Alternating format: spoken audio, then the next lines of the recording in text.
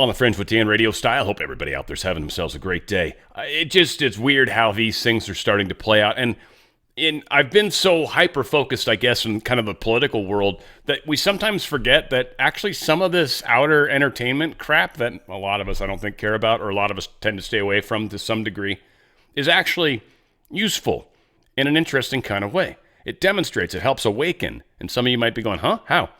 Well, here's the problem. This dude, like Epstein, knows way too much. Way too much.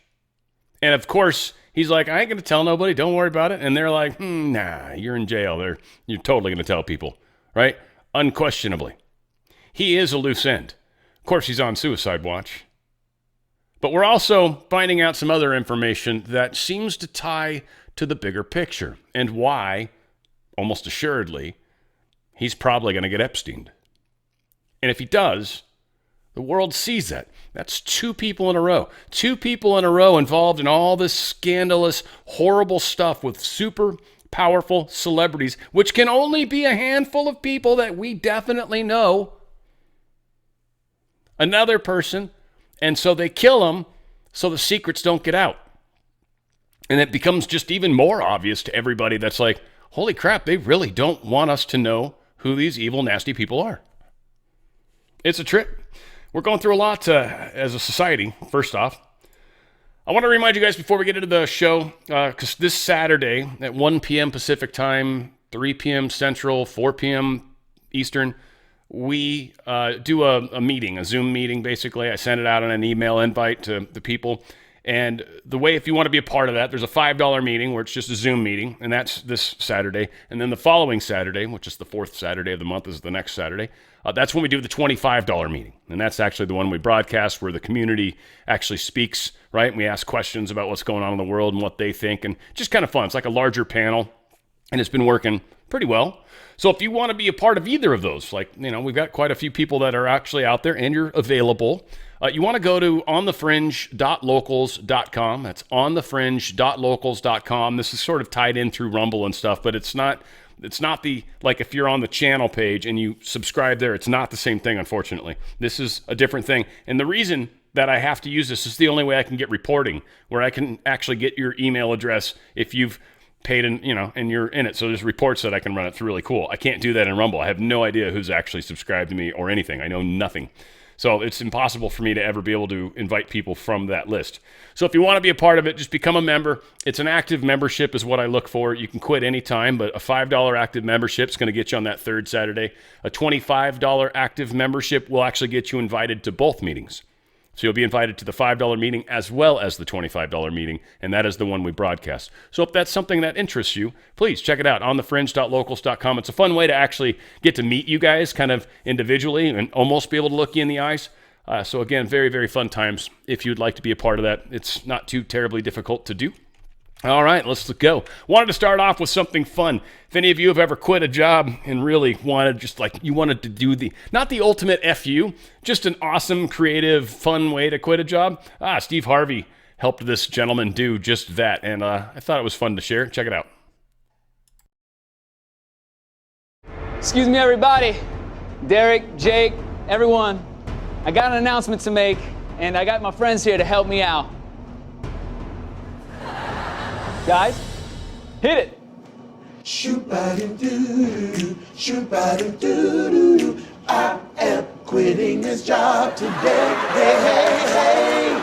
I'm leaving. Even though I like it here, wanna start a new career, gonna make it to the top and start my coffee shop. I am moving on. Got to go, got to go. Got to go. Why I sing this song? Yeah, I am quitting this job today. Hey, hey, hey.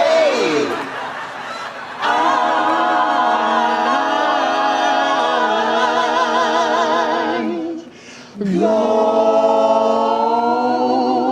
You know I said I'm gone. Yeah.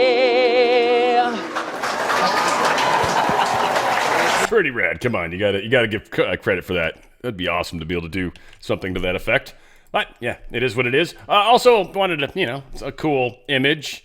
Never wanted to be Trump so bad. I gotta admit, it's not just Asian women, but I apparently like cartoon women. Apparently, I don't know if it's the pointy crown or I don't know what it is. I don't know what's going on, but she's kind of cute. I'll be honest. And her hand's right where it is. Just saying. Just saying.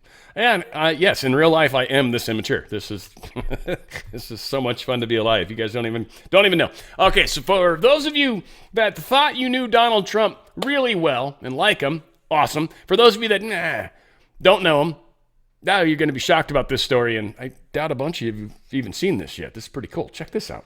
I have an amazing story to tell you real quick about what President Trump's father, Fred Trump, did for myself, for my brother, for my sister, for my mother. 1974, my dad suffered a major heart attack. I went to the same school as Donald Trump, the Q Forest School.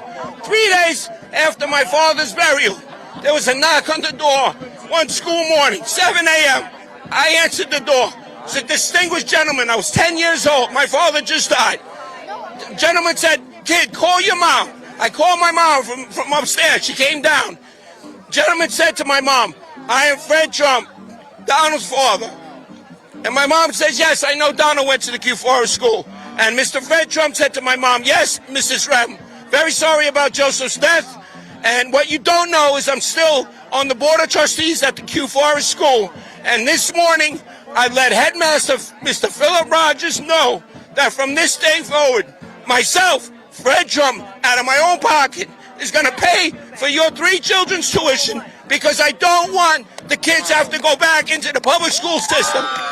And the tuition in 1974 was $2,500 per child, $7,500, which is about $80,000, $100,000 in today's money. And who would do that except the President Trump's father? The fruit doesn't fall far from the tree, and they give the Trump family grief.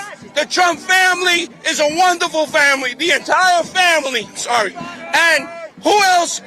Can you picture Joseph Biden or Kamala Harris doing that? No. All they care about is buying another mansion. I'm going to tell you, the Trump family is wonderful. I love you, Donald. I wish I could shake your hand. It was my mother's last dying wish to shake your hand and to thank your father, Fred Trump, for what he did for us kids in 1974 in Forest Hills, New York. I love you, President. Thank you for sharing that. Maybe Barron can use that time machine and go back and shake her hand before. There's a funny conspiracy around that. I don't know if you guys have heard that there's people that think that Barron Trump is Donald Trump, that time traveled and did and maybe it's true. Don't know. It's just one of the more entertaining stories I've heard that are out there. It was like pretty good. I'm like, that's rad. Now, so here is some interesting stuff that we're starting to find out about Diddy. So, U.S. Justice Department announced the arrest and indictment of Sean Combs. These departures are allegedly tied to claims that the infamous freak-offs were actually organized and funded by some of the world's biggest CEOs. See, remember, we're finding out that this ties to all the big people out there. They can't have Combs talking. This can't keep coming out. This has to stop. They're thinking, right? Interesting. We sponsored these parties with sex workers, drugs, and underage girls. The CEO of Universal Music, Lucian Grange, is named as a defendant. So is the former CEO of Motown Records, Ethiopia, Habert Mariam, and others. Lil Rod says hidden cameras were in every room of Diddy's homes. Lil Rod believes that Mr. Combs possesses compromising footage of every person that has attended his freak-off parties and his house parties. Salacious tapes of Hollywood's biggest names, including record CEOs and politicians, doing drugs and cavorting with prostitutes and minors. Okay. One thing I want to kind of stress right now is think of how many. And I'm not speaking for anybody because I can't. I don't know these people at all. But, and I'm going to share something here in a minute that is going to help as well. But we've seen pictures of Justin Bieber at Diddy's parties, hanging out with Diddy, especially when he was underage. And a lot of people instantly assume that makes Bieber a bad guy. You shouldn't like Bieber's music, shouldn't write all these things. He's obviously part of that whole conspiracy cabal thing. But what we've actually come to find out, and the fact that Bieber was underage when he started hanging out with Diddy, is that these people, in a lot of cases, are drugged. They go to these parties because Diddy's parties are known to be amazing. At least that's kind of what you hear on the Hollywood side. And there's been a bunch of people that have talked about it, but they never get into specifics. Never. Because you can't. So he is the Epstein of the entertainment world, unquestionably. He had dirt on everybody, and that's how they keep you under control. Yeah, I'll let you make millions and billions of dollars. The second you step out of line, I got this whole laundry list of things I can do to destroy you. That is how a lot of these things happen. It's not necessarily the artist's fault. There's not much they can do. I'm not trying to speak for any of them. Some of them are evil as hell, but I think a lot of them have just gotten into messed up situations, and it's been, well, they're now controllable. And they're utilized to do all sorts of crazy stuff because a lot of people give a crap what celebrities think.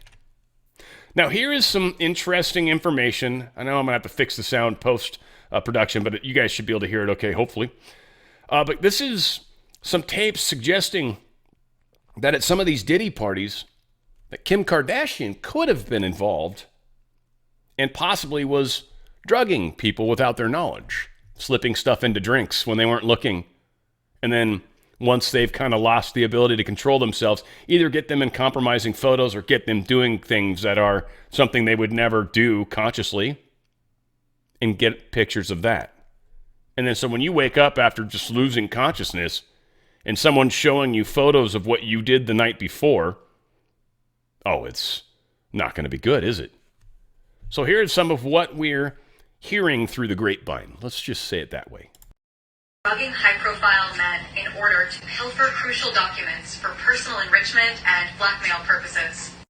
Yes, you heard that right. They are accusing her of lacing drinks and things of that nature. So this story gets even crazier. Hold on. Watch this. Saga unfolded when federal agents executed a dramatic raid on the residence of music mogul Diddy, revealing a cache of incriminating video footage. This footage purportedly captures Kardashian engaged in activities that have sent shockwaves through the entertainment and legal worlds alike. In a turn of events that has both stunned and captivated the public, the FBI claims that Kardashian is not only involved in the theft of vital information, but also used it as leverage to further her own interests. The gravity of these allegations has sent ripples through Hollywood. So at this point, it looked like the Feds been keeping up with the Kardashians just like us. So I'm going to keep my ear to the street and I'll let y'all know what I know. I'm out. So again, there is something to be said about all this crazy, salacious stuff, right? Stuff I've always ignored. And today I was like, whoa, holy crap, essentially. So Sean Diddy Combs placed on suicide watch while awaiting trial, but his mental state's unclear. Now, how long do you guys think? I mean, I would say there has to be odds in Vegas on how long this dude makes it. Now, again, one thing I want to point out that's extraordinarily important to point out, especially for any of you that have followed me for any length of time. This is being dealt with in SDNY. Yeah, the Southern District of New York. That's where this is all going down. SDNY is where all of the salacious stuff is, and it goes there to die. Or at least that's what the deep state thinks. SDNY is 100% cabal controlled. SDNY has laptop, Wiener's laptop. It's got it's a whole bunch of things. I can't even list them all off.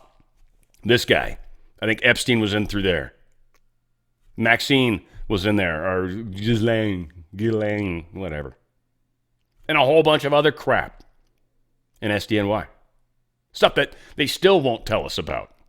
No leaks come from there unless they want them to. Just something to ponder. Genetics analysis of animals in Wuhan market in 2019 may help find COVID-19's origin. First off, this is ABC News. Second off, this is obviously not correct. It is misleading. We know the lab leak theory happened.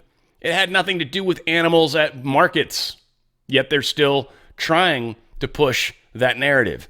ABC still trying to push that narrative. ABC is horrible. They are, I think, the worst. Right now, definitely, hands down, I consider them to be the worst news source out there. They make up the most stuff after that debate and how ridiculous that was, and they're fact-checking only on one side of the fence when the other side kept making stuff up that is, like, provable. Especially they're both fine people on both sides or whatever the hell that quote was. That's completely taken out of context. All you have to do is just play the actual bit of speech that Trump did what he said, and you know that's wrong.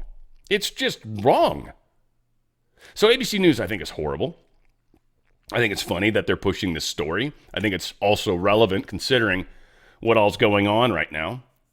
Now, there's actually kind of two stories here that I think is funny. I didn't bring it up intentionally, but supposedly this chick, I don't know who she is, and I don't really care, but she supposedly went on some dates or a couple dates or might have been involved with RFK Jr., so now she's lost her job because of that. And then she's not allowed to go to some event now because of that. It's so stupid. Anyway, that's not what the point of this article was. GOP Senator Joni Ernst demands data on the possible Chinese Russian infiltration of U.S. laboratories.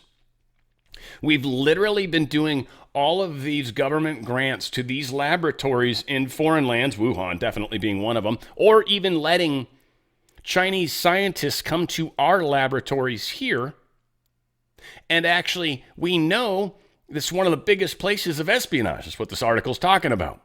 Largest amounts of espionage are happening in these partnerships, and we're still doing them. So Senator Joni Ernst is like, what the hell? Try to get some info. Hopefully she does.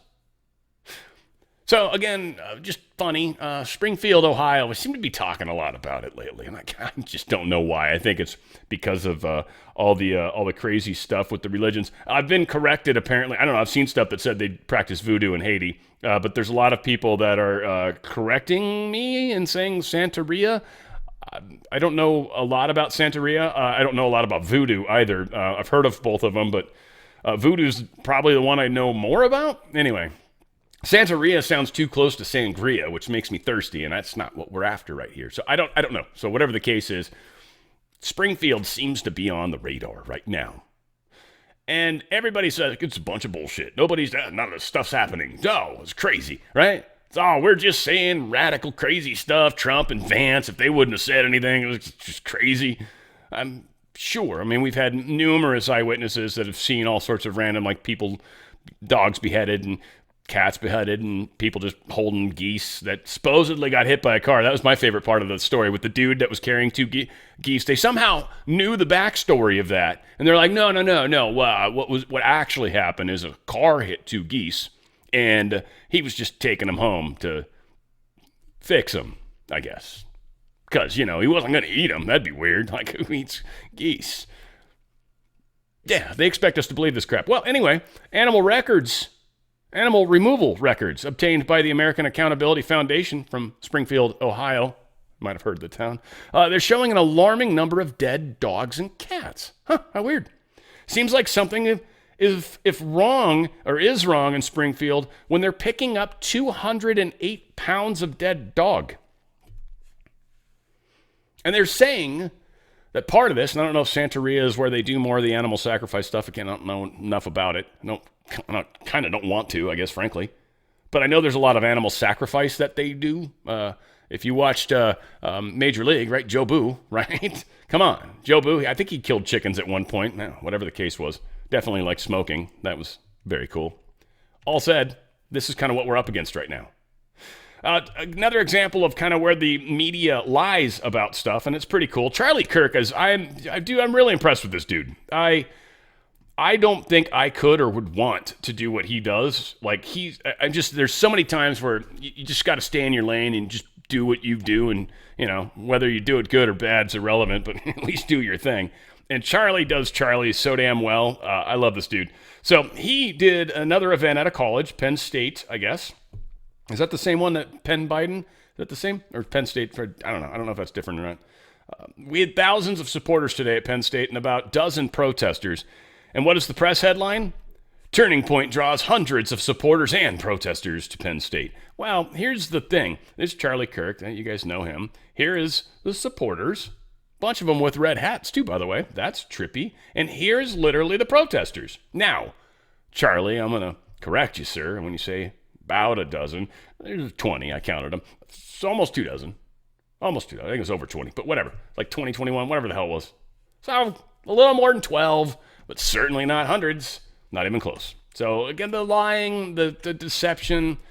Here's another example of the lying and the deception, and it's being proven untrue. So you guys are all familiar with the story of how everybody right now is saying that Trump didn't ask for National Guard. That's why he's at fault. That's really one of their biggest linchpins on Donald Trump, is that he never asked for National Guard. Well, we all know he did, and we've all talked to, or listened to, I should say.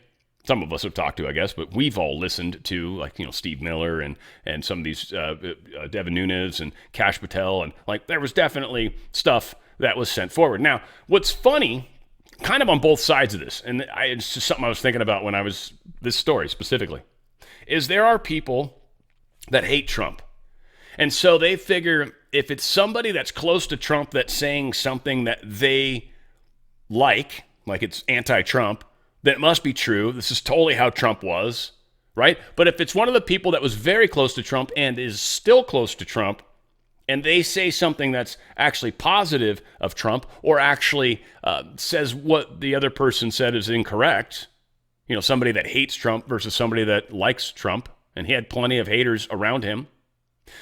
Project 2025 is another example, right? It's just funny how people can close off their minds on all the people that liked Trump and respected Trump, and they say something positive. It's like, well, those guys are idiots. Like, they don't know what they're talking. They're liars. They're lying. They're lying for Trump. And then the people that are lying, that hate Trump and are coming out and saying just crazy ass stuff are the ones they believe. And we're the opposite, right?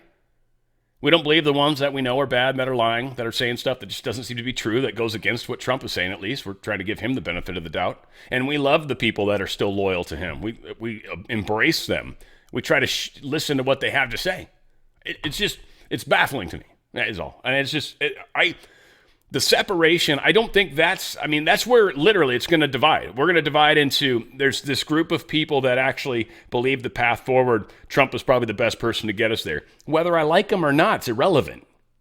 I just think he's the dude that's actually got the ability to get us there. And then there's pretty much all these people that just absolutely hate Trump. Kind of. There might be a teeny tiny group of them that are like, no, I actually hate all the parties, but what else am I going to do? Right? Like, I don't know, whatever. But overwhelmingly, the small percentage of people that are going to vote for Biden or Harris or whatever the hell is Trump haters. So whatever the case is, they say that the National Guard wasn't asked for, wasn't prepared, that they were slow walking it. And what they actually found out is Trump and Steve Miller and a few others definitely asked for it. Even apparently General Mark Milley asked for it. But they were told, and the head of the Capitol Police asked for it, the National Guard. And so they had this issue where it was being fought from the... Like, they were slow, like they didn't like the optics. I want to say it was the Pentagon or somebody. Somebody in this whole list of people were slow walking this process and weren't letting the National Guard go. Like, literally kept saying, no, I don't like the way it's going to look. No, my answer's no. In fact, I think, is it this guy here, Commanding General William Walker? No. Who's the one that said, I don't like the, here it is. Chief Stephen Sund, U.S. Capitol Police, it says, I'm making an urgent request for the National Guard. We are being overrun. I gave a quick rundown of what we had going on and that officers out there are fighting for their lives. We are about to be taken over. The representative from the Secretary of the Army said, I don't like the optics of National Guard standing in line with the Capitol in the background. The Secretary of the Army.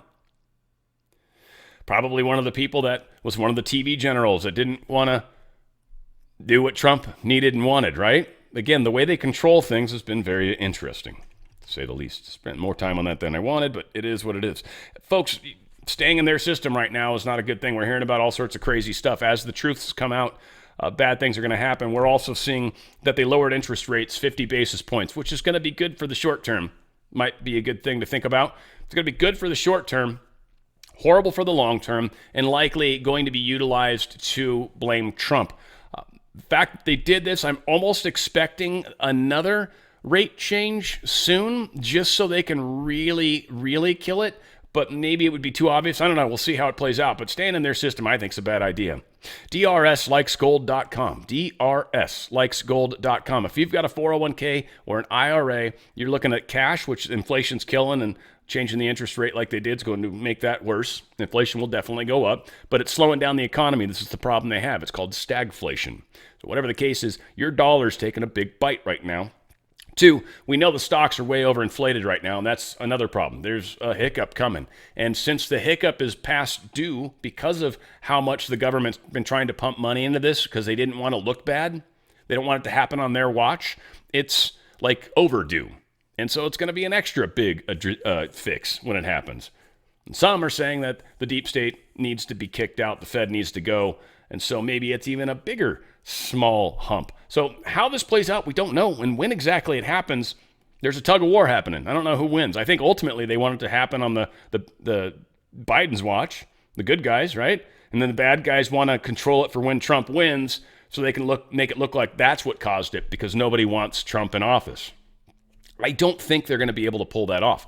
They haven't been able to pull off the timings they want. The same thing's happening with Kamala right now. Nobody even cares about her anymore, right? She's losing momentum quickly. Even with the press saying is all the positive stuff they are, she's losing momentum quickly. So I don't know if it's going to make it where they think it's going to make it.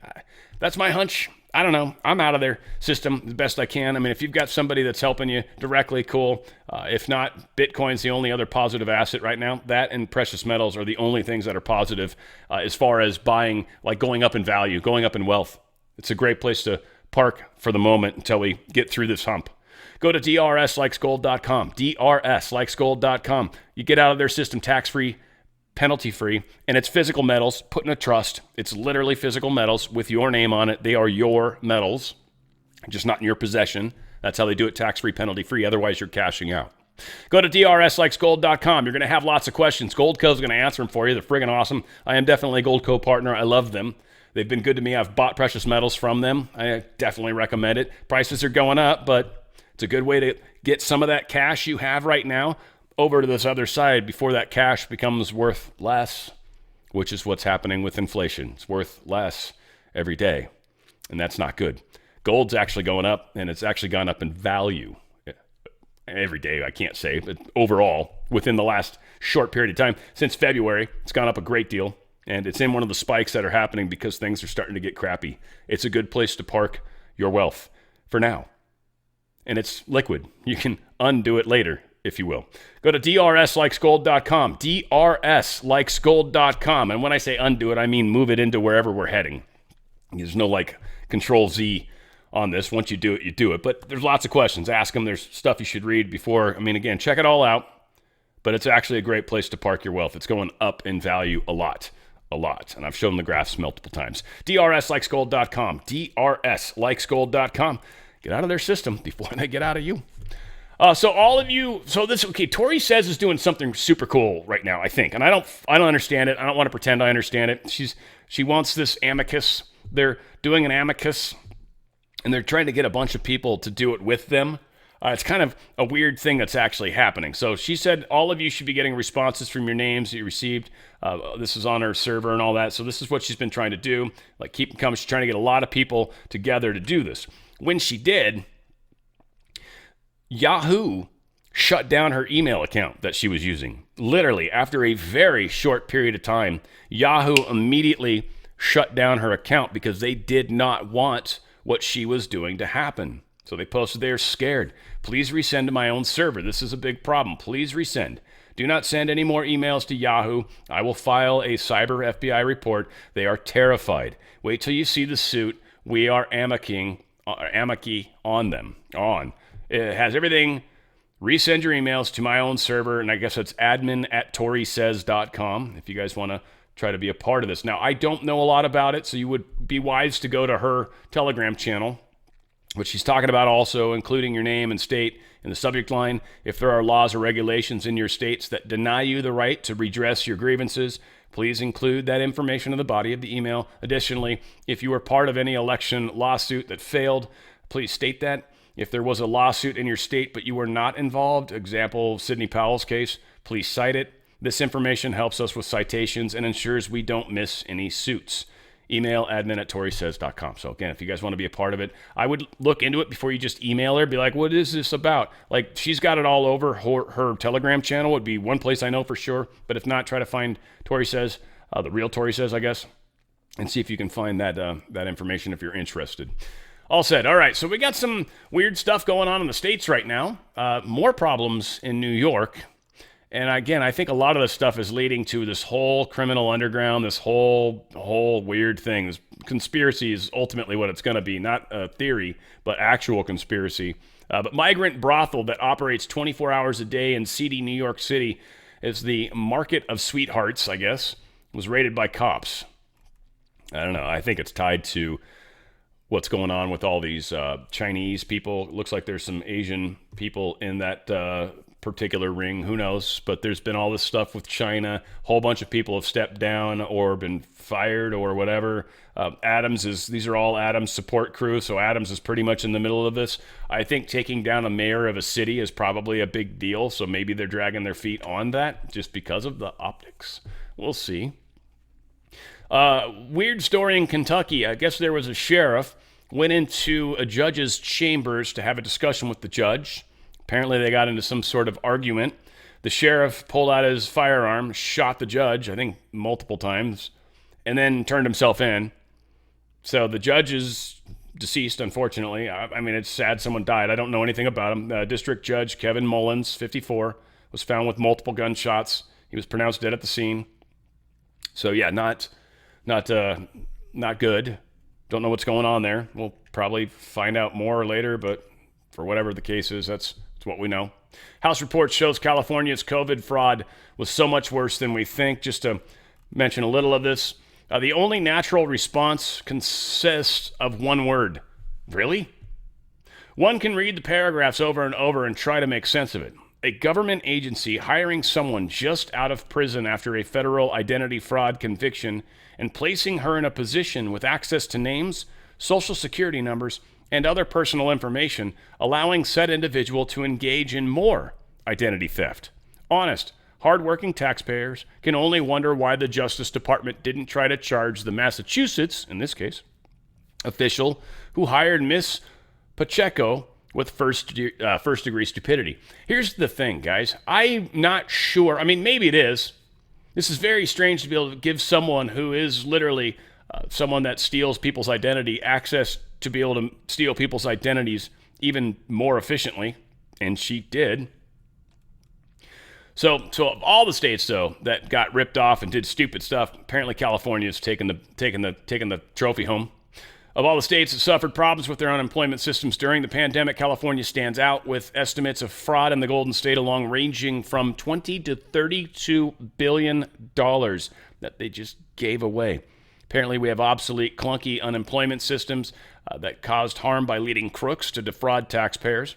In many cases, legitimate applicants couldn't receive the benefits they needed to get them through the COVID lockdown. Some 5 million applicants reportedly had their benefits improperly delayed, with at least 1 million wrongfully denied. When authorities froze debit cards to crack down on fraud, thousands of legitimate claimants saw their benefits cut off too. The state's systems were too old and decrepit to deposit benefits directly into recipients' bank accounts, creating another source of fraud via the debit cards. California's officials also reportedly refused benefits to 3.4 million workers for not sending in required documents, even as the average state unemployment office had 450 pounds of unopened mail and no way to process it. So they created these systems to try to help people get this COVID money, but they had no way to process it all, no way to do it properly. In short, we gave away illegally a whole bunch of taxpayer money. Wonder why California's broke. Huge scandal unfolding in Chai pub schools. Apparently, all of these immigrants that are coming from other places that are being flooded into the Chicago school system are getting special treatment by officials in the school system. The elementary schools teachers say they spoke no Spanish and their students spoke no English, and their schools that are located in predominantly black neighborhoods offered no English as a second language support. But they say they were instructed to give their migrant students 70% in every subject and pass them on to the next grade. We were given a training about how to handle all of our newcomers to our school. And towards the end of the session, someone did ask the question, what are we supposed to do about grades? At that time, we were informed by administration that we were supposed to give the students passing grades. Chicago Public Schools CEO Dr. Pedro Martinez was on the Lisa Dent show not too long ago. Here's what he said when asked if migrant students are held to the same standard for achievement as Chicago-born students are. Yes, they are. And in fact, one of the things that I'm proud of is over 90% of our migrant students, we're able to put them in teachers that are certified either for bilingual or ESL. The challenges we have is that because migrants, sometimes they move from shelters and they go into temporary housing. Sometimes where they're housed, we don't have schools with those programs, but over 90%, do. And so we're just trying to provide other supports for those schools. And when we asked the district specifically about the claims the educators we spoke with made, a CPS statement acknowledged that the policies and promotion guidelines are, quote, modified to serve the specialized needs of our English language learners. A huge amount of our assimilation in general, just in society, comes through school, which is good and bad, because obviously that's where a lot of the propagandas come through, but it's also how people assimilate when they're into the school system and they learn how to behave socially with other Americans. It helps, right? And they learn English. It helps. Not doing that, are they? America First Legal has a lawsuit out. We just filed our second lawsuit against New York District Attorney Alvin Bragg to obtain communications between his office and the Biden-Harris campaign, the DNC, Color of Change, Judge Merchan's daughter, and any records related to fundraising off of prosecuting Trump. If they find anything, they're going to fight it, of course, which is what they're doing. This lawsuit, in part of our ongoing investigation into New York's District Attorney Office over concerns of impartiality, politically motivated persecution, and the weaponization of the justice system. They outlined every legal error below, which we're not going to go through. But in March of 2023, they launched an investigation into DA Bragg's office to obtain its internal and external communications regarding President Trump and determine if political motivations played a role in DA Bragg's prosecution of President Trump. Following the partisan conviction of President Trump in New York and credible allegations of improper collusion between DA Bragg's office, the Biden-Harris White House, the DOJ, and allied left-wing dark money groups. So we opened additional inquiries into DA Bragg's office.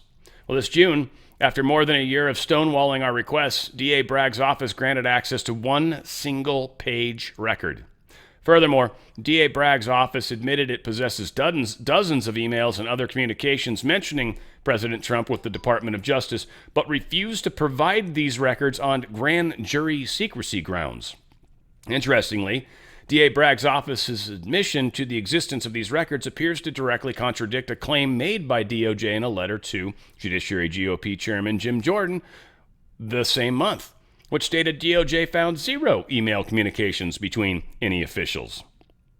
We recently sued the New York District Attorney's Office to obtain access to all records of DA Bragg and his staff discussing Judge Merchan or President Trump, and all records of communications between DA Bragg and his staff with the Biden White House, DOJ, and other allied groups. So this is going to... there's more, I think. Yes, there is.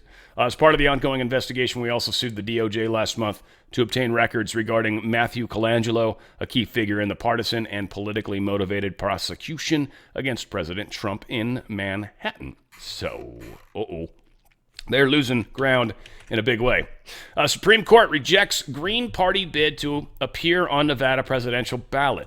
It's just too late. I don't think she filed the right paperwork. She's saying it's not her fault. The state gave her the wrong paperwork. Whatever the case is, it's after the effect. They're saying we've got to send these off to people that are in foreign lands right now, the ballots. They got to be printed. So whatever. You did it wrong. Too bad. So sad. Part of me is wondering, though, is this a not wanting any Green Party members? I almost wonder, I'm going to throw it, because I know there's other states that have probably the Green Party people, but I was kind of wondering, is this like a way to really make it Trump, Harris, and there's nobody else? There's no other possibility of how they didn't win? One of the things I think is going to happen for sure is the Harris party is going to have, I think, the problem that we had kind of earlier on too, which is people just don't want to go vote. They're not excited about their candidate, and they don't really care that much. Now, there's a lot of people that hate Trump, but I don't think that number is as big as it really seems like. There's a small number of people actually watch NBC News, small number of people watch CBS News, small number of people watch ABC News. Like, there's not that many people watching these news organizations. Well, ABC, I think, is the worst. I said CBS earlier, didn't I? Whatever. I dislike both of them. I think it's ABC. Whatever. Doesn't matter. We are in a place right now where they're going to try to steal the election. We know that, but we're messing with them so hard. Georgia State Election Board considering last-minute voting rule change. This is Georgia's controversial state election board. It's going to meet on Friday to vote on 11 different rule changes less than a month before early voting. Obviously, a bunch of people are very pissed off about this, but, well, some of the agenda includes proposals to require the hand counting of ballots at each polling place and publicly post the names of all registered voters for November 5th general election. Traceability, accountability, being open and seeing, right? So we can see it right there. But it's being fought. Why is it being fought? Of course, even Raffensperger is fighting it. Because some of these people are not safe. I know Raffensperger, I don't think, is up for election in this particular election. I don't know. I don't know what Secretary said. Are they every 4 years? They probably are. I think it's just Senate that's 6. So, yeah, he's probably concerned that he might not win again. So, yeah, these last-minute rule changes they're freaking out about, but what it sounds like to me is we're actually making sure Georgia's safe. The battleground states, I think, for the most part, have been secured. Georgia's definitely one of them. Georgia, Pennsylvania, Wisconsin, and Arizona, I think, pretty much. RNC's suing Racine, claiming that city didn't hire enough Republican poll workers. Here's another example of where they were trying to get away with this kind of nonsense in Wisconsin. They're being sued because the RNC, we actually have good people in it, not Ronna McDaniel, who wasn't going to do anything except buy nice flowers and take lavish trips and go all over the place and just have a good time, but never actually do anything. Now they're actually doing stuff. They're suing people all over the place. They're getting people off the voter rolls. Trump's top legal foe to be handed unprecedented election power ahead of November. This is amazing to me. So in New York, they've got this new requirement. I've talked about this a couple days ago or whatever. But this new effect's going to take effect, and it's going to grant Democrat New York Attorney General Letitia James, who's already demonstrated she has no qualms about going after someone politically, trying to ruin their lives. She's now in charge of the state election process. Any changes, no matter how small or how big, have to be approved by her. Dictator much? And all these people keep talking about how Trump's going to be a dictator. Here you guys are being dictators.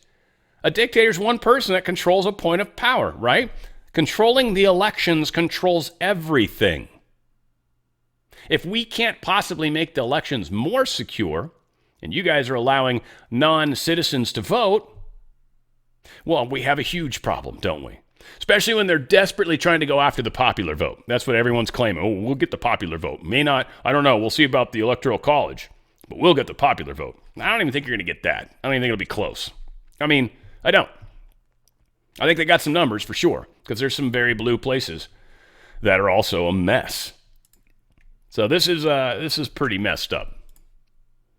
Donald Trump says, and I think he means it, and I think this is meant to be a deterrent to anybody out there, either side. Frankly, I don't want good guys on our side. I don't want you guys cheating either. Don't be doing extra ballots. Well, I'll just vote an extra Republican for Trump in the other state. No, don't. It's illegal. Don't. No, we'll win legally. We will win legally. Better, we will, but yes. So Donald Trump says if you vote illegally, you're going to jail. Sounds about right. Oklahoma election officials have removed more than 450,000 ineligible names from the state's voter rolls as part of a concerted effort to bolster the integrity of the electoral process.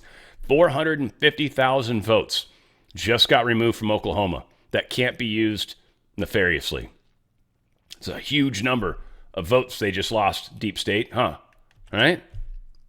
Chairman Comer, Rep. James Comer, and Rep. Langworthy, I guess at Rep. Langworthy, and several Oversight Committee Republican members today are launching an investigation into potential fraud and illicit financial activity linked to ActBlue campaign contributions. There's some key states where it seems to be illegal, but Congress is now looking into this. We've talked about it. For those of you that aren't familiar, ActBlue will make multiple donations under people's names, but they're not actually doing all the donations. They've maybe donated once or twice. Then ActBlue uses their person, their persona, and then dark money is being funneled through them as individuals. So they're able to give millions of dollars through these millions of people that have used ActBlue. So there's a huge investigation that's going to happen. And I think when we finally get to the bottom of the data, and if we get far enough along with the data fast enough, they could actually shut down ActBlue from being able to donate at all until they can look into it further. Now, ActBlue would have to fight that, but going right into an election, but knowing that ActBlue is definitely doing nefarious stuff, unquestionably, we've got proof of that for sure, that they might actually shut down ActBlue. And if you think about that, that would shut down the deep state's ability to move mass quantities of money into these politicians' hands. And we might see a number of these politicians' funds dry up quickly. It's very expensive to run ads, and they're not just filling them with like, all right, we're going to give you $1 billion, and then you can just spend it how you want. No, they're giving them money as they need it, as they want to see it. There's like an email that's sent to them, like, we're sending you a bunch of donations. This is what we want you to do. Okay, and that's what they do. But if they lose that money, then they lose that ability. And propaganda is not cheap, folks. It's not cheap at all. You got to repeat stuff often. But if you do it often enough, people will believe it. So here's some more. In Charlotte, North Carolina, Thursday afternoon, in Bojangles Coliseum, it appears over 3,600 people came from Georgia, mainly Atlanta, Georgia, and approximately 720 from Savannah, Georgia. I'm going to play this because I think it was not that long. Where is it? Yeah, it's not that long. This is pretty cool, though, what they're talking about and just how badly Kamala is cheating.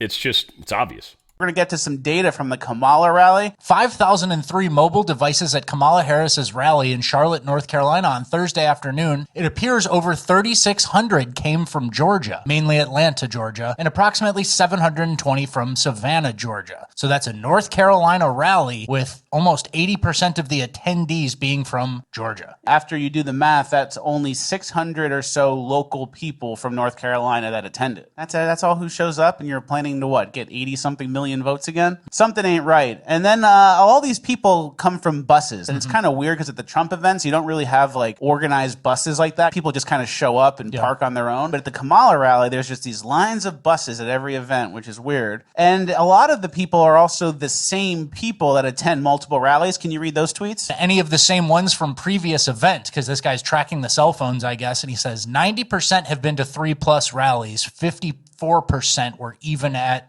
Arizona and Nevada rallies. So it's all the same people. And as we've said in the show before, Kamala's support is all fake. Yeah. It's all contrived. It's not very real. And that seems to be the proof. It's not all. Obviously, everybody here has a relative or a person who like, oh, I'm voting for Kamala. I can't stand Trump. But there's a difference between voting against Trump and then going to a Kamala Harris rally where she's going to do a black accent. 90% fake. Yeah. You convinced me. 90% fake. For sure. And I think it just goes to show where it's at. Now, people could say, how did they do that? And I remember Mike Lindell was talking about how he was going to do these scanners that were going to go into the voting. I don't think he ever did it. I think it was meant to do something different. I think it was meant to demonstrate a technology that can very easily be utilized for things like this. You see, if a good person walked into a Kamala rally with one of these devices, especially one powerful enough to be able to pick up scans everywhere, then she, or maybe a couple people, and you come at different sides or whatever, but you could actually probably pick up a giant number of the phone numbers in there. Probably. Whether that's legal or not, don't know. Don't know where these numbers are coming from. Maybe they're just from geofence. That's possible. Could be any number of things, legal or otherwise. I'm not saying I'm not saying like normal people are doing illegal stuff. I'm saying we're probably sending people in there specifically to do some things that are questionable, maybe. I don't know. The uncommitted national movement said Thursday that the group would not formally endorse Vice President Kamala Harris's presidential campaign, which could impact her chances in key state of Michigan. It's all the Palestinian people, the pro-Palestinian people. Right now, Kamala Harris has been stuck because she's got to try to keep the Jewish vote. And so because of that, she's lost the Palestinian vote. And I don't know if it's that important to her or not.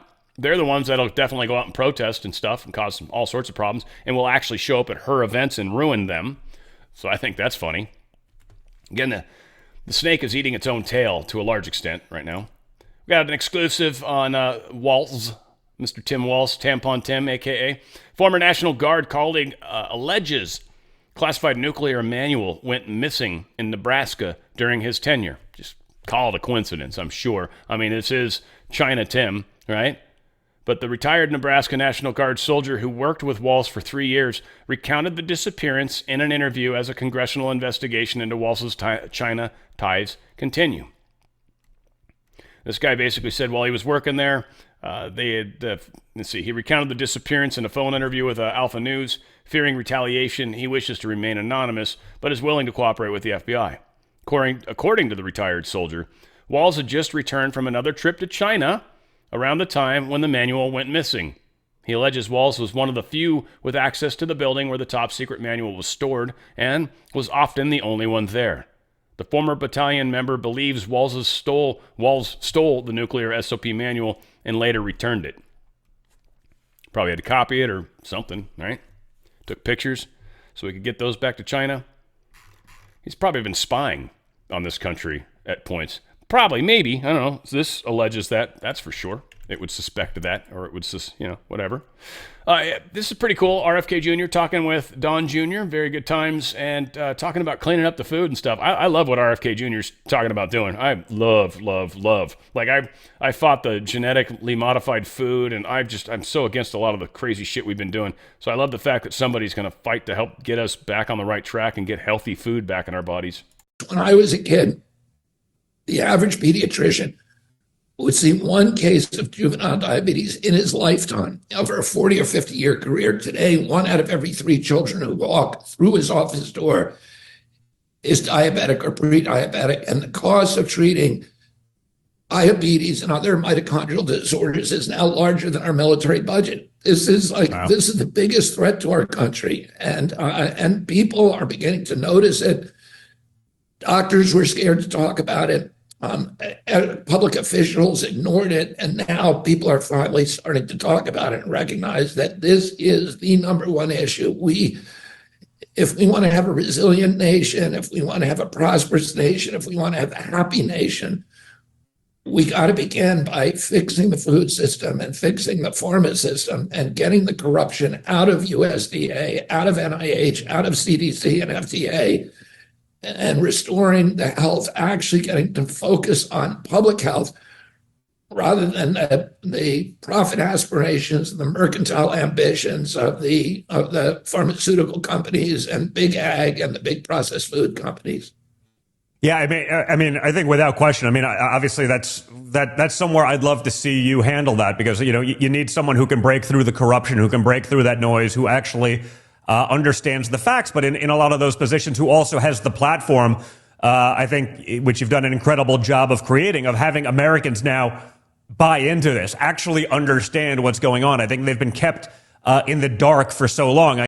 Yeah, definitely have. So we need to clean it up, and I think when we think about how much we spend on energy, which should be reduced greatly, when we think about how much we spend on pharmaceutics to make up for the fact that we've got nasty food and just poor health in general from those standpoints, like when we fix a lot of these things in a reasonable amount of time, we shave off a huge amount of money that we as Americans are spending in industries that we shouldn't be wasting money in.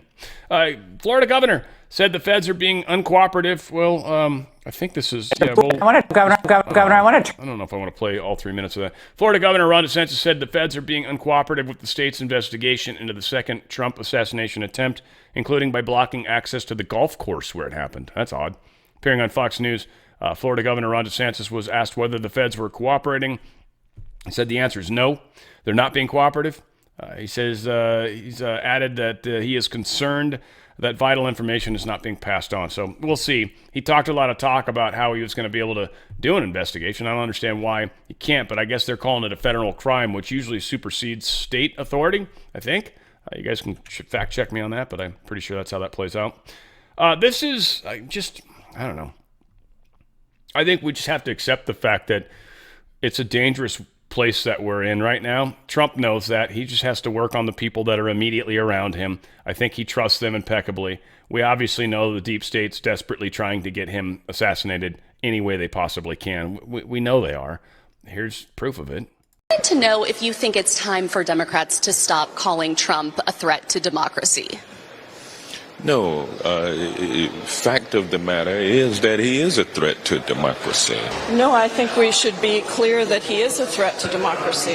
Do you think that the rhetoric, though, needs to be toned down? I think his rhetoric should be toned down, absolutely. Listen, these are the facts. He is a threat, period, point blank. I was moderately smart on what's-her-face was like, yes, his rhetoric needs to be calmed down, which is fantastic. I love it. So again, folks, this technically is the Civil War, and they want it to break into the streets. We're not going to let that happen. So I think a lot of the stuff that's street based will be them fighting each other. You know, Antifa, the Palestinian, and the LGBT people that want to fight all that stuff. I don't know. It'll be them out on the streets doing their own little protests, fighting each other. It'll be awesome. So the House passed a bill Friday bolstering Secret Service protection for major presidential and vice presidential candidates, a move that comes at the wake of 2 assassination attempts targeting President Trump. The funniest part of this is 198 Democrats voted, oh, yes. I'm sorry. I was thinking that was all nays. No one voted nay, huh? Nice. At first I was like, 198 Democrats voted no, but no, they all voted yes. That's pretty cool. That's unanimous. I was ready to slime some people. A bunch of no votes, but whatever. 27, it's a good number, like that. MyPillow.com/OTF, folks. Great stuff, great products, great sales. This huge blowout sale going on, too, with these pillows. I kind of got the inside scoop, got the email from MyPillow, and they're like, dude, this is like, once they're gone, they're gone. I was like, what? Wait, what? Yeah, limit 10, too, which is a lot of pillows. Like I said, you can fill up a whole room with pillows if you want, just a couple different orders. But $14.98 a pillow. I think it's the best pillow ever made. I truly do. I love it. It's my favorite pillow. I love it.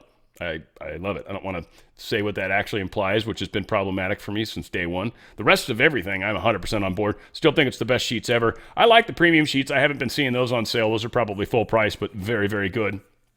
The regular 6-piece towels, which I still have, I think half my towels are regular ones. The other half are premium. I love the regular ones. I mean, I can tell the difference, though. I can tell the difference. Not just but the way they feel. They're just slightly different. It's kind of a trip. But the regular ones are awesome. Epic. They're an amazing towel. They dry me like incredibly. I think women that put the towel in your hair in a towel, you're going to be bummed the first time you use these towels because it will actually dry your hair faster than you're used to. And so it'll trip you out. Also, it's just they absorb. I find that normal towels have chemicals and all sorts of weird stuff in the cotton and all the way they make the towels. It's just how it is. They don't at MyPillow. They actually make them clean, chemical-free. And so they feel different than you're used to. Like I had towels from Bed Bath & Beyond. I had towels from even some good stores and stuff, right? But they felt different. And then when you used them, it was kind of like it smeared the water, I found. I just don't think they absorbed as well. But these are awesome. They totally absorb. And so it's just strange. I feel like we're so used to the fakeness of what we've been having that when you get something that's just actually good, it's so strange. But they're amazing towels. So I'm a lot of time on the towels, but it's a damn good towel. I'll tell you that much. If you don't have them already, you should definitely get them. They've still got the mattress going at a decent price. Free shipping over $75. Yeah, so that mattress is coming to you free. After that, you just pay your tax, and it's yours. They got some socks they're giving away a pair right now, $375 a pair. That's pretty awesome. They've got all sorts of pajamas and stuff along those lines. For those of you that have been watching a long time, hopefully you got a chuckle. Pet blankets of all kinds, $25. They got towels of all kinds, beach towels too, $25. Of course, the dog beds start at $25. This coffee's pretty solid for 50% off. It's extreme. Like if you don't really care that much, you just want coffee. I mean, it's good. It's good coffee. If you're a snob, no, I wouldn't recommend it. You pay way more money for your coffee anyway, so this isn't your market. But if you're somebody that drinks like U-Ban or whatever, this is awesome coffee, and you'll be stoked, and you're getting 50% off. So I do recommend that. I think it comes whole bean or ground, depending on how you like to roll. And again, they've got the MyPillow 2.0, buy one, get one free for those of you that love it. Again, I'm weird with pillows. Pillows are a weird thing my whole life. Like the neck and stuff, it's just strange. So whatever the case is, MyPillow.com's got all your answers. They've got all your stuff. You go to MyPillow.com/OTF. It just fills in the coupon code for you. If not, just end up on MyPillow and you'll get that, just type in OTF. But when you do go to MyPillow.com/OTF, there's a phone number up here that if you want to talk to a human, that's actually like for my channel. They know when you call, it's for my channel. So like you don't even have to, I'm with Dan, just make sure you get Dan gets credit. Nah, it's already done. It's a specific phone number. So if you got customer service, you got issues, questions, whatever, call them up, ask them questions, and it's very easy. You get a live operator right there. So go to MyPillow.com/OTF. MyPillow.com/OTF. Get the best night of sleep you've ever had and probably will ever have. All right, Mr. Trump, something cool that he's hinting at a Spygate saga, maybe, or at least he knows what's up and he's aware of what's happening and how to get around it and stuff and telling us about it. It's real stuff. They hacked my campaign, they spied on my campaign, and they gave the information to Kamala. So when is the grand jury meeting? I'd like to know. Is there going to be a grand jury? We went through 2.5 years on a hoax. This is not a hoax. This was found by the FBI. I congratulate them for that. But this is not a hoax. They spied on my campaign and they gave the information to the Harris campaign. Yeah, well, they're not the first people to spy on your campaign, too. You've had issues Well, we had with that. Obama and Biden spy on my campaign, too. Let's see what happens with that. Yeah. Let's see what happens with that. That seems a little bit foreshadowing almost, doesn't it? Kind of. Law enforcement informed Biden campaign about the hacked Trump material, officials say. So they're trying to make it sound like we did what we're supposed to do. We caught them when they were doing it, and we immediately told them. And then this is my favorite part. President Joe Biden's campaign did not reach out to law enforcement after individuals associated with the campaign received hacked material from Donald Trump's campaign in their personal email accounts, in part because they had not opened the messages, according to officials with the campaign. For 1 second, first off, I have a hard time believing that the deep state wasn't behind this hack. Okay, sure. They're blaming Iran for it. Doesn't mean anything to me. They blame Russia, Iran, just it depends who they want to blame. For whatever reason, they're trying to tie this to Iran, which makes it feel more white hat oriented because Biden has so much Iran poo all over him. Obama has so much Iran poo all over him that it's impossible for them because of this. So I feel like the white hats are behind this from that standpoint. Otherwise, they would blame Russia for this hack, right? And they would make it look like Russia was trying to involve themselves with Trump and all this. They would just blame it on Russia somehow. So I don't know. This has a funny feel to it. We'll see. But I don't trust Joe Biden's campaign at all. Zero. Zip, zilch, nada. Or Harris's campaign or any of them. They obviously lie. They've been behind going after their political opponent, literally in court. So I don't trust a thing they say. This is an interesting little story, about Trump's family. Again, it's just, Trump's a very interesting guy. They're extraordinarily intelligent. And this is how, a lot of people think, you're white, you just had things given to you. No, I worked my ass off from a very early age. And this is an example. It's like white culture and Asian cultures are two cultures that school's very, very important. And getting your homework done and getting good grades, very, very, very, very important. If you don't, you get grounded. You get in trouble. Things happen that suck. No video games, things like that. It's like, no, I want to be able to go bike riding with my friends this weekend. Well, you can't if you fail that test. It's like, no. So you've studied a lot. And they'd help, too. Family helped. It was kind of cool. It was cool. So Donald Trump's like that, too. He didn't just, he's rich, but he's extraordinarily successful. He definitely inherited a big chunk of money, and he did smart things with it. He invested wisely and became a billionaire. So, yeah, that's also impressive. Has learning about crypto from your children had an impact on you? Well, it makes it easier. And it's sort of like a language, I have a beautiful granddaughter, Ivanka's daughter, and she is Arabella. She speaks perfect Chinese. And their other two children two great young boys. They speak perfect Chinese. They learned it when they were 2 and 3 and 4 from a nanny who was Chinese. That's impressive. And she was from China. And she would teach Arabella. When President Xi was here, President Xi couldn't believe it. He walked up to him and had a perfect conversation. And I said, so how did she do? He said, as good as any 10-year-old girl in Beijing. I remember that statement where she speaks it perfectly, but she learned it at a very young age. Wow. If you're going to learn, if it's China or Japan or any language, it's not that easy to do. No. But as a child, it's almost like a natural. So it's a little bit like that, I think, with crypto. Now, I think crypto's a lot easier. Right. If you want to know. But there is a learning curve. And, yeah, my kids really understood it, and they understood it pretty much right at the beginning. This excites a lot of people, and I think it should, because Bitcoin is something that a lot of people have invested in, and I think this is Trump's attempt at basically saying, I'm going to make it safe, or at least not nationalize. I don't know what the right word is, because if I said nationalize it, that would freak people out, and it should, rightly so. I think to try to guarantee at least a minimum of it. And so he's talked about kind of getting a hold of Bitcoin as a country, you know, when the FBI raids stuff and they get a hold of that money, to hang on to the Bitcoin and just be a Bitcoin holder. And that actually helps stabilize Bitcoin. You know, the people that are spending it in and out, they're the ones that are causing a lot of that commotion. But if you've got people that are stable and just holding Bitcoin because they think it's intrinsically valuable, then that actually helps give stability to it. So I think he's trying to help do that, to kind of get all these crypto people to feel like, nah, you're not going to lose your ass. Hopefully. Judiciary, GOP, and Jim Jordan demand immediate FBI briefing on Iranian hack of Trump campaign. They've got some questions. What material did Iran obtain from Trump campaign? To whom at the Biden for president or Harris for president campaigns did the hackers send info? What actions did the Biden-Harris campaign take? On what date did the FBI authenticate the documents and Iran obtain from President Trump's campaign? How did the FBI authenticate the documents that Iran obtained from the President Trump's campaign? On what dates did Iran provide the stolen documents to Biden for president for campaign or Harris for president's campaign? On what date did the FBI first inform President Trump's campaign it had been hacked?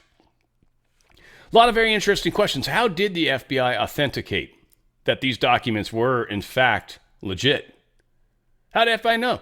Because best we know, they haven't talked to the Trump campaign. Otherwise, we'd know that. They'd talk about it. Trump campaign's not going to hide that. That didn't seem like that happened.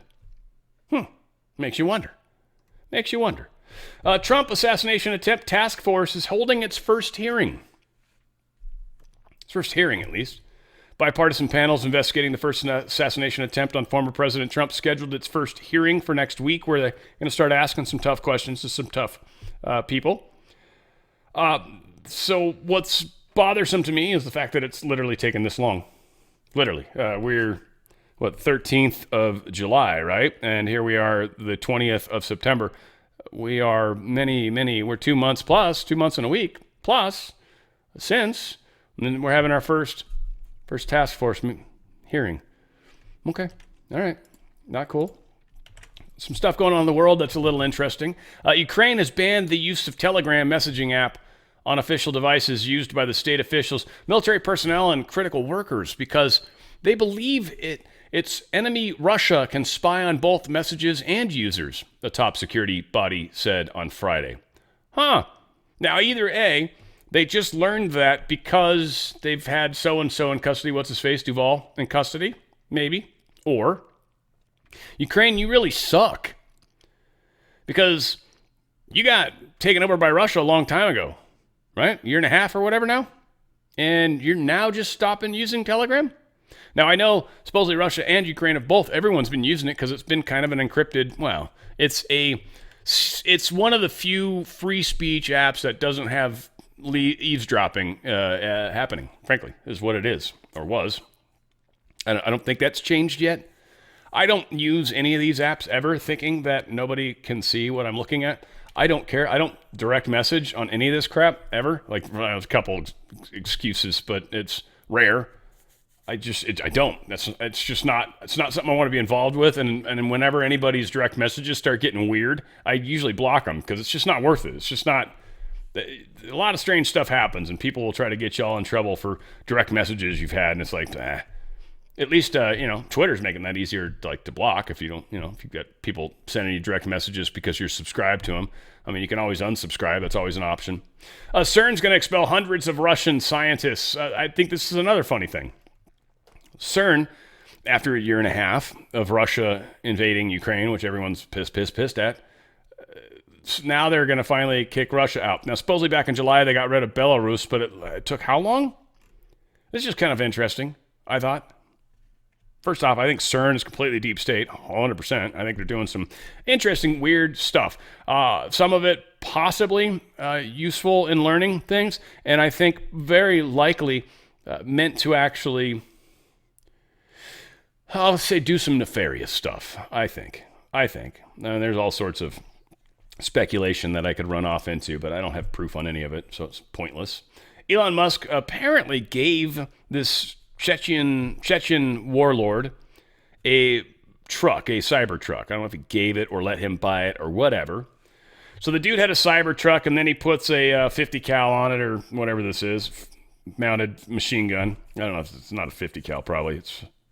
Though those are some big ass bullets he's got wrapped around himself. Oh, bigger than that maybe? It's not like a 20 millimeter. I don't know. That's big. It's a pretty good size gun, whatever the hell it is. Put it on the back of his Cybertruck, which, let's be honest, is kind of cool. Oh, I can't zoom in on it really. Kind of cool.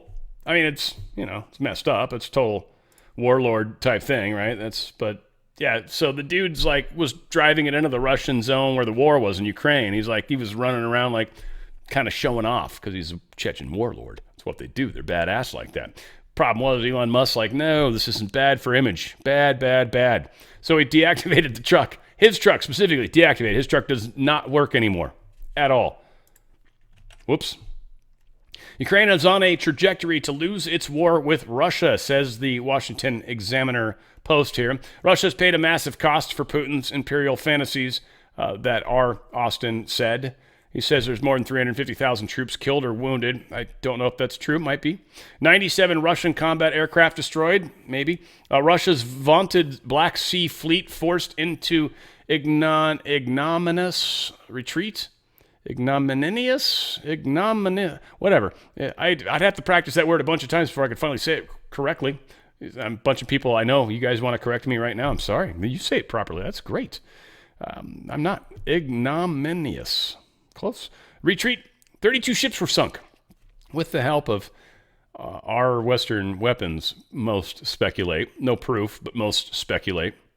Ukraine's public relations arm excels at crafting a narrative, constantly showing how the underdog's doing so well, but in reality, they're not. One of its newly acquired F-16s crashed this month, killing a top Ukrainian pilot. The rumor was it was accidentally shot down by friendly fire from a Ukrainian Patriot missile battery. Oops. Ukraine acknowledged the loss but released no details, insisting the crash was under investigation. One of those F-16s that we so prized. Well, one of them's gone. One of them's gone already. Didn't take long. What did it? Nope. In fact, that once they get into F-16 is a great plane, but once they get in with a dogfight with a real seasoned, especially on their potential stuff, Russia's got some pretty good missile technology. I don't know, whatever the case is. Ukraine seems like they're about 4 seconds away from losing. Hezbollah had scanned all of these devices, by the way. Apparently tested all of them. All of them passed the test. They all felt safe. They were literally handing them out at the same time that they were basically blowing up. Barely. They still had some that blew up on the boxes. People hadn't even been able to put them on yet. And they'd already blown them up. And so a lot of this is kind of surprising a lot of people because supposedly the Hezbollah checked them all. Well, maybe their checking is not very good. Israel is Mossad is enormously skilled at doing what they do. They've been in the heart of battle constantly since their inception. So they're really good at knowing what's up. Israel also killed a senior Hezbollah commander, Ibrahim Akil, in an airstrike on Beirut's southern suburbs on Friday. Two security sources in Lebanon reported intensifying the year-long conflict between Israel and the Iran-backed group. Iran is shutting down these guys. Shutting them down. Hussein Abdul Hussein, right? I'm sure you know who he is. Yeah, me too. Forgot to add that right before taking out the Hezbollah commander in Beirut, Israel killed a top Iraqi Kataib Hezbollah commander near Damascus. Israel is single-handedly decimating the scariest Islamist Iran regime proxies across the Middle East, cutting the hands off the octopus. One day, the octopus might find itself armless, and the Arabs and Iranians will rejoice. So, there's only one of the 5 operatives right now who founded the military force of Islamists, of the Iran-backed Hezbollah militia. There's only one of the leaders of that group that's still alive. 4 of the 5 of the leaders of that group are now deceased. The deep state is going down. They are being destroyed. Their abilities to cause and wage war are being neutralized. This has to happen the way it is, and it's playing out to us like the deep state because they're panicking, so they're trying to make it sound like it's the good guys that are taking them out. So this is what the fight really is right now. The people that are bringing the fight to the deep state are the ones being attacked right now. And so it's actually kind of easy to figure out who's the good guy and who's the bad guy. In most cases, pretty easy. Social media companies, video streaming services engage in vast surveillance of users. Here's the trick, guys. If you guys are even remotely interested in trying to keep yourselves sort of safer, I highly recommend, I don't use apps on my phone for stuff. Like I watch YouTube on my phone. I'll watch, not often, but I'll play music sometimes, or even Rumble for that matter. I don't use the app on my phone, never. The apps get rights. The apps are given extraordinary rights. If you're using a web browser and watching it through that, well, they've only got the access that your web browser has, so they might be able to look at some of your favorites and crap like that, any browsers you might have open. There might be some stuff they could dig for sure, yes, but not nearly to the level of permissions that their app would give them. So that's one thing. Facebook's the worst. I have never ever logged into a Facebook app on my phone in, 8, 9, 10 years at this point. I haven't logged into the actual account in probably over 5. It's just not going to happen. Facebook's the worst. And then I would say YouTube is probably second worst. Google Chrome, I don't use Chrome. I use Brave. Not necessarily better. It uses some back-end stuff with Google, but it's a different platform entirely. So there's things you can do. I don't recommend the apps. I know a lot of you guys love them. Do what you want. It's all up to you. Nike CEO is calling it quits as the sportswear giant's sales have been sinking. Apparently having the blood ones and having that sort of thing happen didn't sell you as many shoes as you thought it would. Almost lost a big chunk of your audience because Lil Nas was having sex with Satan while wearing your shoes or so. Huh, okay. That's weird. Who saw that coming? I don't know, right? That's crazy. Guys, this, again, awesome stuff happening on the truththread.shop. If you want to get some merch for Dan Radio Style or get some merch that, kind of explains to the world some crazy stuff like 9/11, don't forget it. A lot of great information. I don't know if she's got the back on there yet. She showed me the picture of it, but I don't know if she's got the pictures up on here yet. There it is. Now she's got the back up. So she's got the Never Forget on the back. It says a lot of stuff, but yeah, never forget. Truth can be stronger than lies. So yeah, a lot going on in the back of this one. Very good stuff, though. So, again, if you guys want to be a part of, helping wake people up out in the real world, this is certainly a way you can go about doing that. If you certainly want to help the channel and promoting my channel, this is some great products up here at the top. We also got the hat and the tumblers, of course. The Great Awakening, that's what we're here to do. And we've still got the 5G warfare stuff. We've also got the 611, the Ephesians 611 with the fight. So we've got some really, really cool stuff on there. So please come and check it out. Go to truththread.shop. That's truththread.shop. And start making a difference in your world around you. Either helping promote the channel or helping promote knowledge, 5G warfare, and all this good stuff. Go to truththread.shop and make that difference. There you go. All right, we got a lot happening today. Still got my music show coming up. So for any of you guys that are seeing this beforehand, I kind of got this recorded early today, which is good. We've got the show at 3 p.m. Pacific, 6 p.m. Eastern, 5 p.m. Central. And should be doing with Alpha today. I'm pretty sure we will be. We haven't confirmed, but it's probably going to happen. So we got Alpha Warrior at 4:30 p.m. Pacific, 7:30 Eastern, 6:30 Central. And we'll be doing the Synchronicity show. That's on the Synchronicity channel. I guess we could try to pull that up real quick just so you guys know where that is or what that is. And then, wishing you guys a wonderful weekend for that matter. And I think we're just, life's getting kind of crazy and fun. Synchronicity Podcast is what it's called. It's right here on the screen. If you just do rumble.com/C/synchronicity, and that'll get you there. C just stands for channel, but exactly, there you go. So all of this will get you to a land where we actually talk about how we can make a bigger difference actually in the world that we're dealing with right now. I love the stuff we're going through right now. Law of One is really fantastic material, goes back to the 80s and some really solid channeled information. So a lot of very cool stuff that we're getting into. I love you guys. We're doing this together as best we can. And we've all got our own individual interests, and that's where I want you guys rippling in your own ways. Like however you do it, but just be active. Just be active. Because we need as many people active as possible. Like that Tori Says thing, if one or two of you get involved in that, that'd be kind of cool. I don't know a lot about it, so I apologize for that, but hopefully it makes sense to some of you all, or you already know about it because you follow Tori Says. That said, a lot going on, folks. I love you guys. I'm happy we're doing this together, and that we will keep doing. Because where we go one, we go all. It's on the Fringe with Dan Radio Style.